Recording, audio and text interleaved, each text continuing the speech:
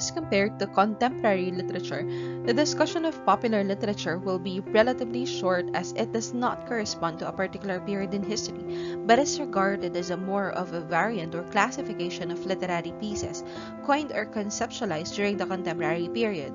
In this discussion, the history, nature, and social relevance of popular literature will be discussed.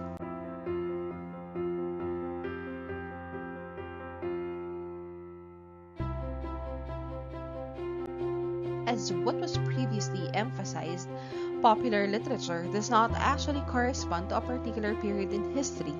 The literary pieces labeled as popular literature actually are also written on the time period of contemporary literature.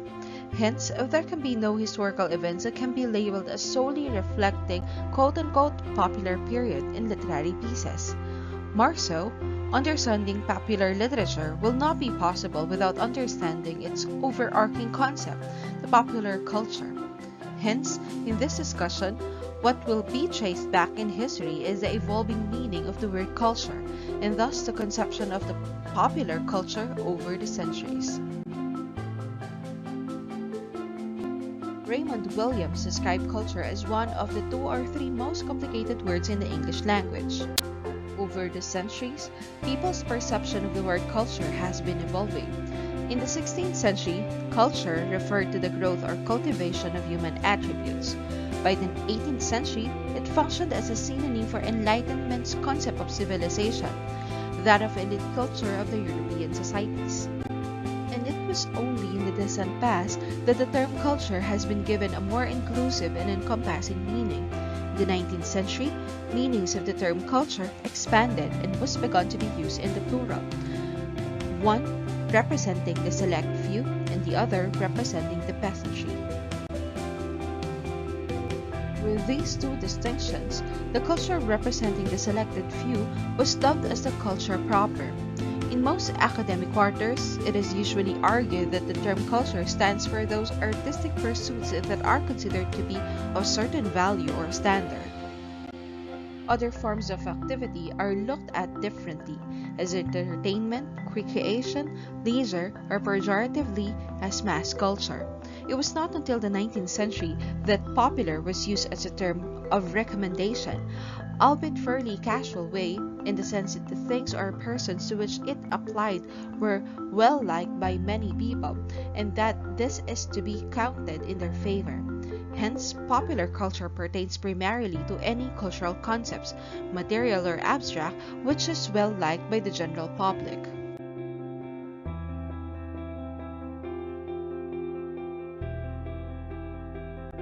Over the years, several terminologies have been used to refer to popular culture, including modern majority culture, protest culture, counter-tradition or counterculture, lowbrow in contrast to highbrow, and mass culture. This goes to say that popular culture is a residual category which refers to what is left over after we have decided what high culture is. Popular culture exists to accommodate cultural texts and practices which fail to meet the required standards to qualify as high culture. It exists as an inferior culture, and it is most often mass-produced, especially in the perspective of popular literature, as compared to a result of an individual act of creation, which therefore requires a cursory glance as compared to a moral aesthetic response. Hence, popular culture today is viewed as a legitimate, though slightly contested, site for serious study and discussion. It was only in the 19th and early 20th century that academic institutions have included the discussion of popular culture in the academe.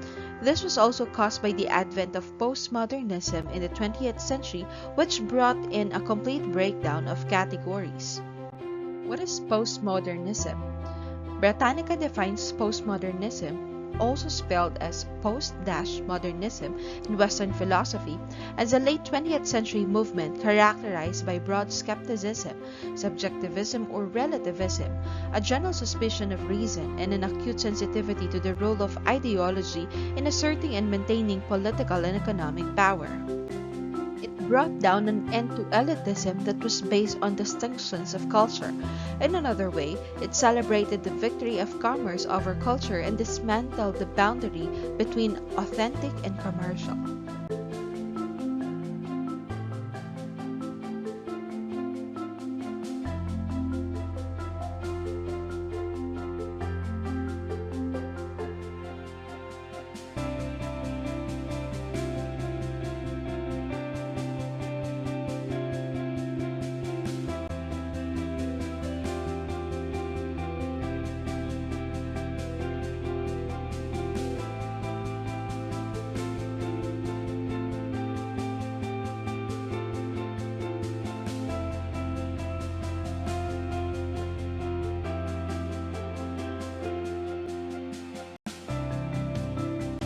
As was discussed in the previous slides, popular literature is a product of the conception of popular culture, which refers to stories, songs, fiction, romances, plays, existed since a time immemorial, to which serious consideration of the broad field as a significant category only started in the 20th century.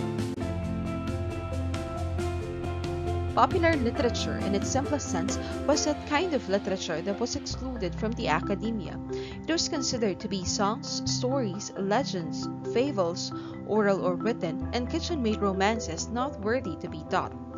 Despite this, they still existed and were mass-produced. Though some perceive this to be of a negative attribute in the context that they lose the exclusivity and a flow standard than that of highbrow literary pieces. They are still consumed by the people and had a life of their own. More so, within its ambit were found a tradition of folk narratives and orature. Britannica defines popular literature as those writings intended for the masses and those that find favor with large audiences. It can be distinguished from artistic literature in that it is designed primarily to entertain. Popular literature, unlike high literature, generally does not seek a high degree of formal beauty or subtlety and is not intended to endure. The growth of popular literature has paralleled the spread of literacy through education and has been facilitated by technological developments in printing. With the Industrial Revolution, works of literature, which were previously produced for consumption by small, well-educated elites, became accessible to large sections and even majorities of the members of the population.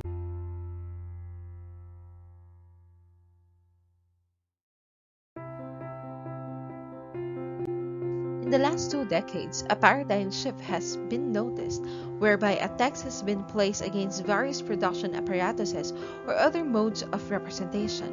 In popular literature, a kinship with other arts exists, so popular literature is driven often by the people to lend itself to other forms of media.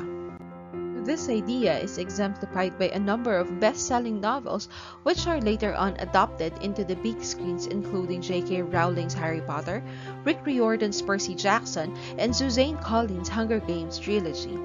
As mass public culture, art practice and vehicle of propaganda, literary adaptations on celluloid and cinema create an extended narrative text for the audience. Form of expression that was once considered of folklore, folk song, or people's literature.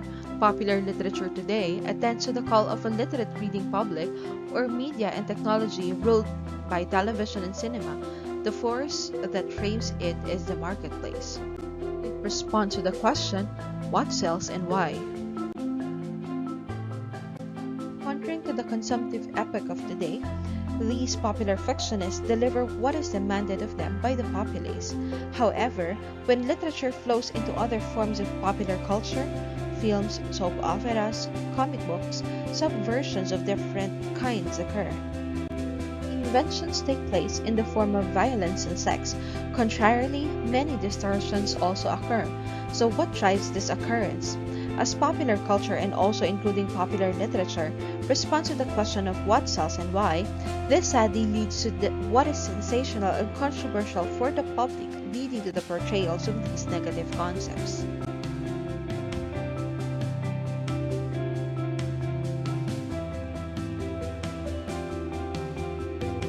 It was in the mid-20th century after German intellectuals such as Adorno and Horkheimer had expressed grave concerns over the explosion of mass culture in their book The Culture Industry, that serious consideration was given to everything popular.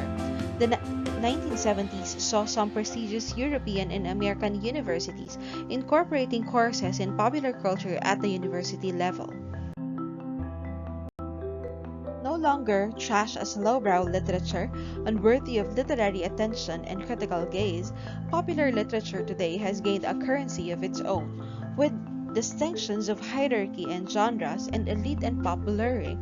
Popular literature today exists in meritorious realms, having invaded bookshelves and must-read lists. To this day, popular literature has already been accepted by most people, be it the select few representing the elite members of the society or the general public. In actuality, we could say that in some way, literary pieces labeled as popular literature is a major factor not only in literature or the academe in this modern day, but also even in terms of the economic and entertainment arena.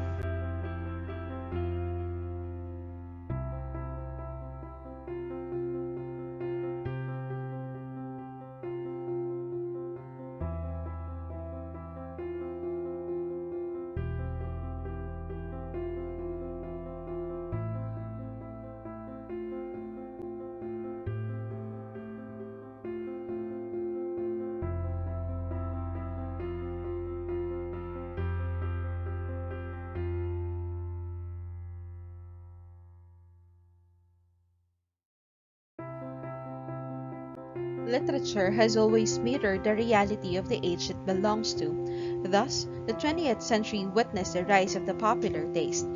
It divests popular outside the ambit of elite consciousness and links it with ordinary people, the common masses. In many ways, the popular in popular fiction in the current age of technology mirrors a true image of the society, and the readers, or the audience, choose the book covers, review books, post videos about book signings, and participate in the making of popular literature.